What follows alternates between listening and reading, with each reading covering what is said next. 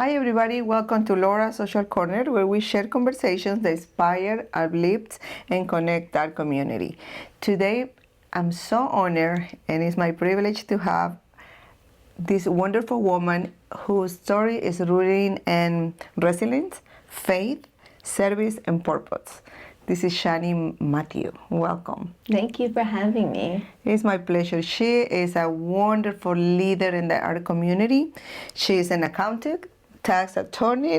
He has many hats: business owner, author, public speakers, and volunteer, and a mom. And a mom. Yeah. How if somebody asks you, Shiny, how you present yourself, what you will say?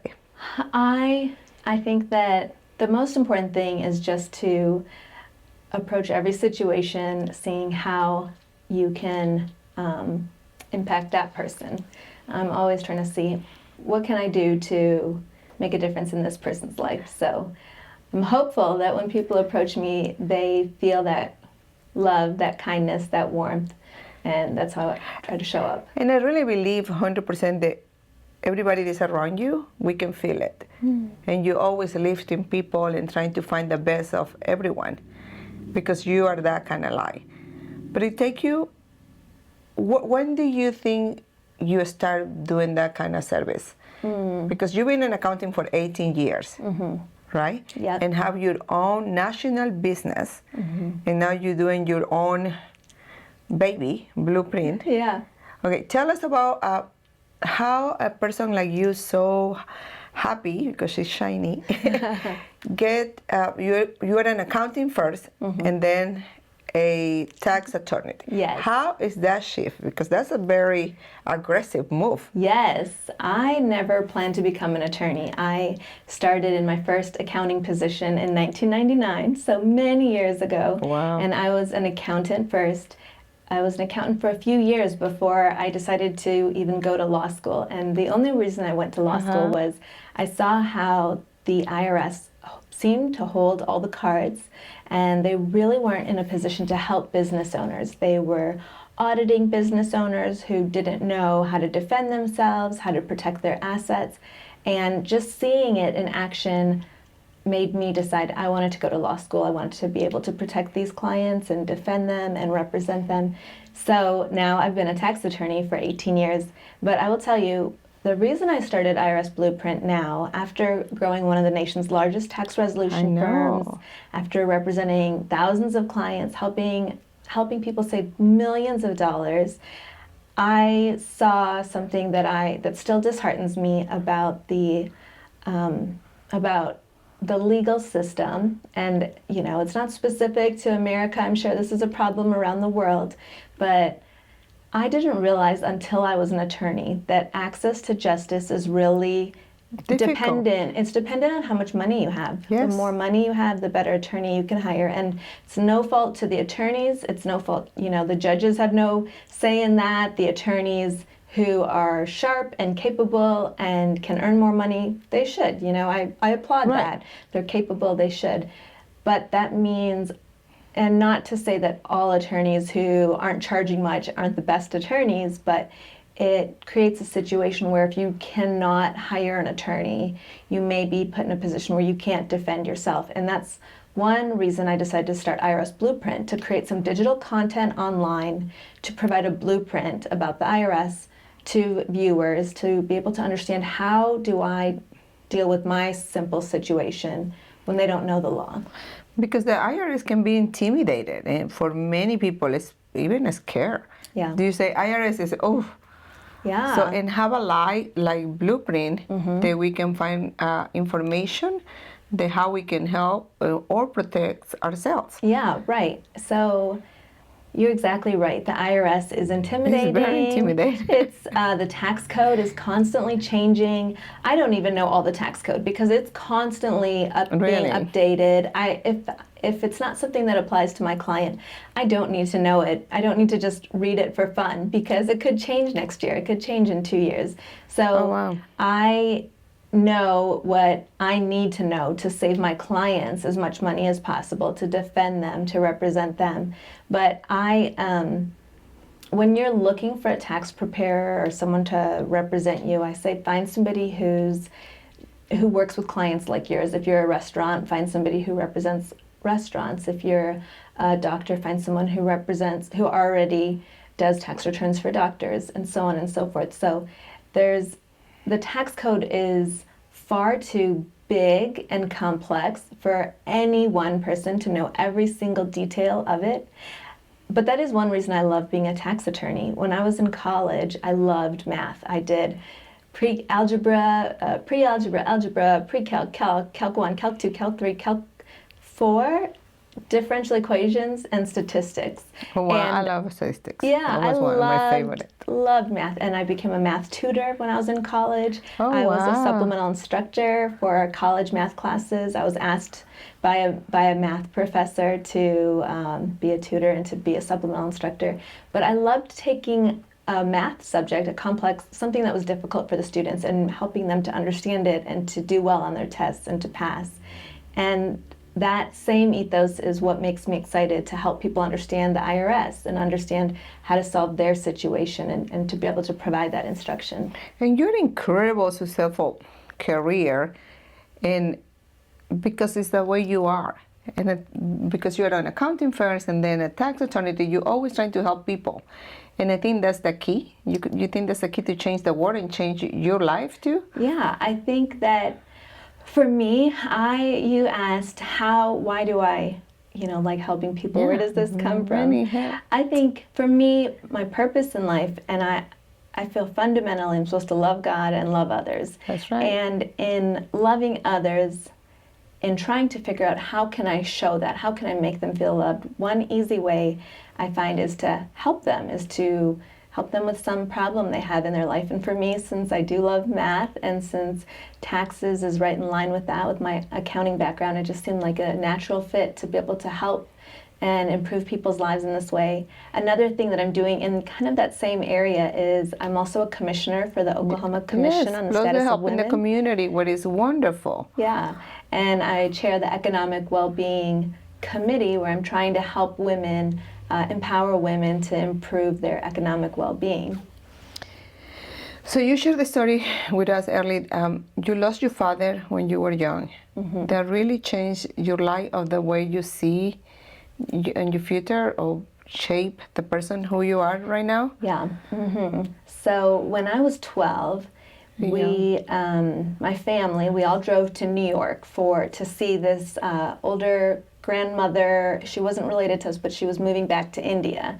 And so a family friend was having a prayer meeting at their house before she left, and to honor her. And so it was somebody that my dad knew, and he wanted us to go to this prayer meeting before she moved back to India.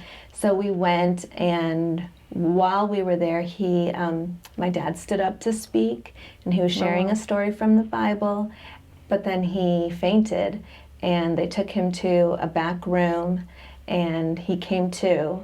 And he was just joking with my brother about fainting. My brother had fainted at a cousin's wedding, and said some small things to my mom and sister. And then he asked me to pray for him. So I prayed, and I'm a kid, but 12 years old. I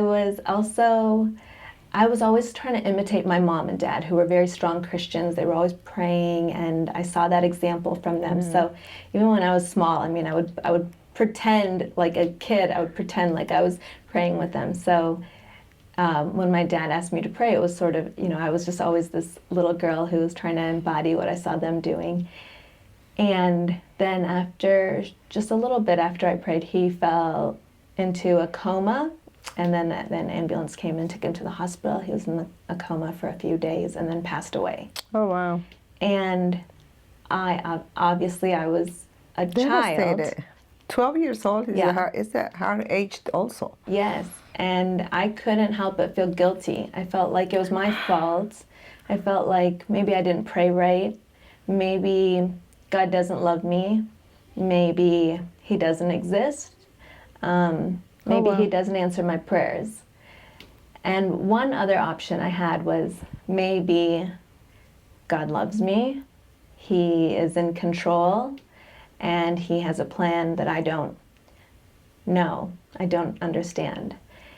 And I can't say I decided in one day, Right. but I felt very guilty. I felt like it was my fault, and I had to decide, does God hate me? Does he not exist? You know, these are the 5 things I was trying to decide.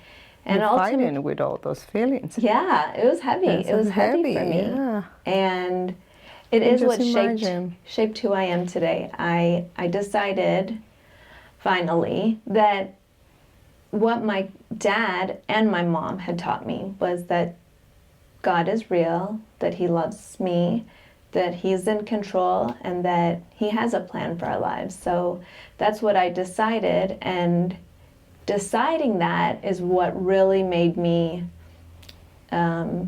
shaped how I see life. You know, once I decided that, then I decided, okay, God's in control. What does he ask of me? What he asks is to love God and love others. So from that day Can on, they make you stronger? yeah, I tried to see how to live that out. And keep the balance, because you really keep the balance in everything, because you have this demanding career, now a new program, trying to help others, and you dedicated, and I see it, I'm a witness, 100% time to your kids. Mm-hmm.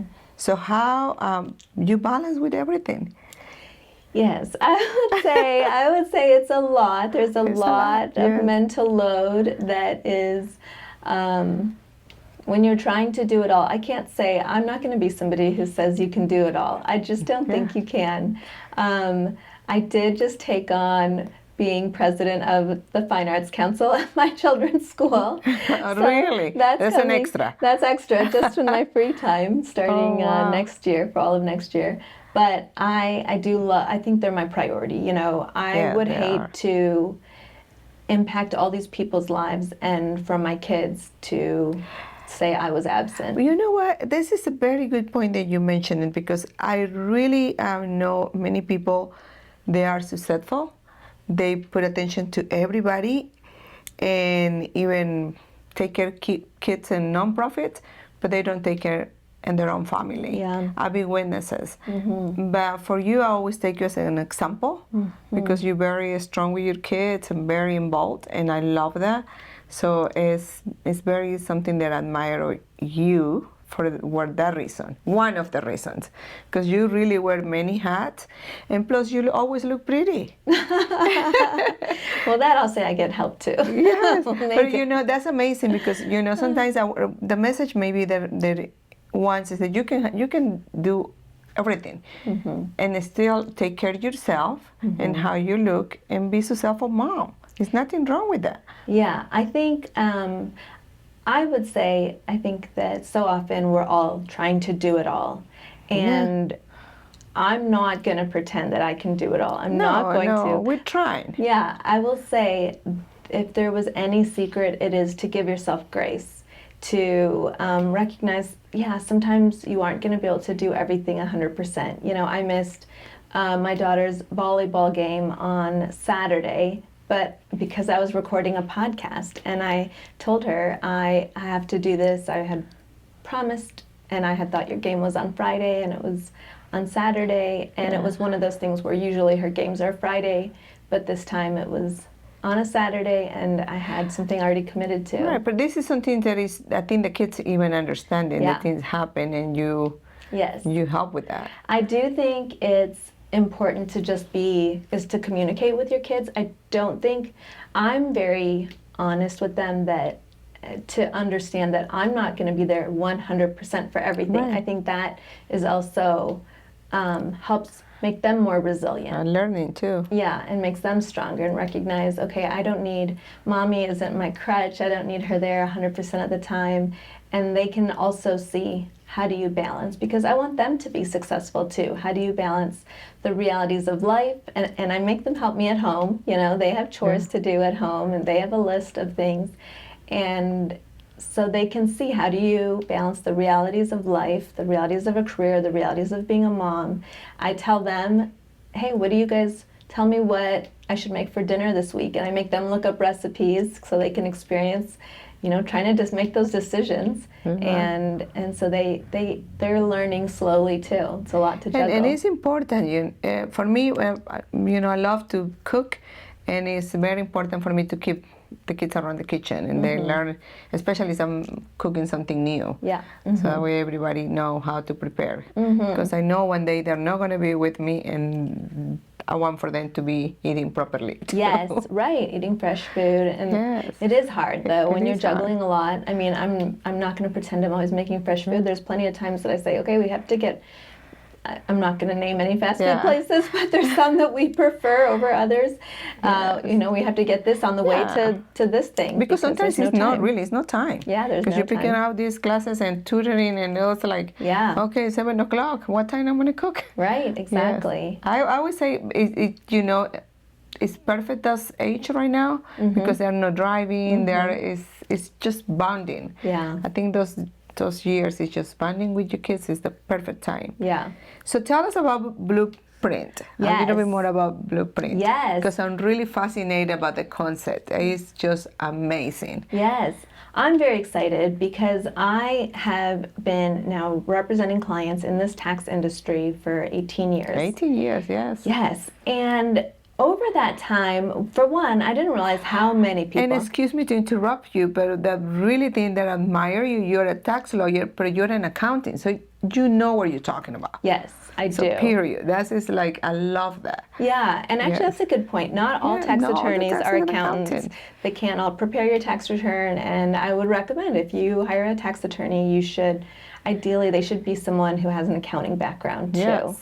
And law school doesn't require it. Anyone really could become a tax attorney. I think that... Right, this is what I really, for me, was very important because you are an accountant and a tax. I said, yeah, she knows. She knows exactly what she's talking about. Yeah, but you don't, and really, to represent a client before the IRS, if they owe taxes, you don't need to be an accountant. Because really, at that point, you're just representing them in terms of what kind of agreement can you set up. But one reason I was excited to create IRS Blueprint was I saw so many people over the years who had a problem that was maybe too small to hire an attorney, but it's a big problem for them. It's thousands of dollars for them, but maybe not as much as the fees would be to hire an attorney. I also saw taxpayers who had big problems, but they also couldn't afford to hire a tax attorney. And then the biggest problem was I saw so many scams in this industry, people who were just taking people's money and not really helping them. So much time goes by and there's no agreement put in place. Yeah.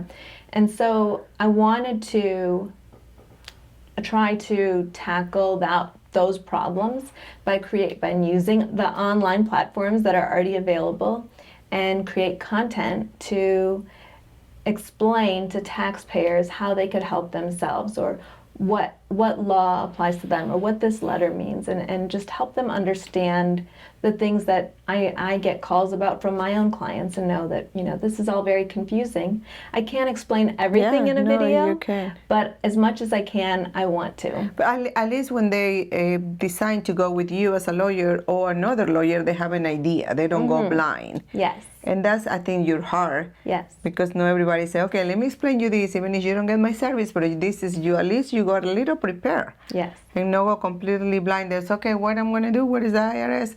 This is scary. Yes.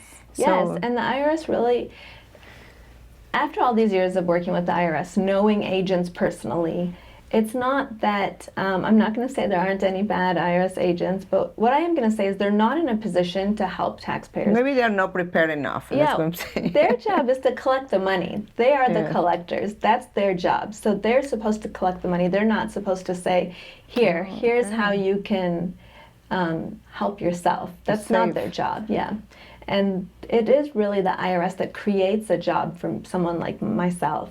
I didn't realize how many people... When I was an accountant, I was in accounting for years, and I had no idea how many people face trouble with the IRS. And even when I decided to go to law school, I had no idea. Wow. Only when I started practicing in this area, I realized just my firm alone had thousands of people to help.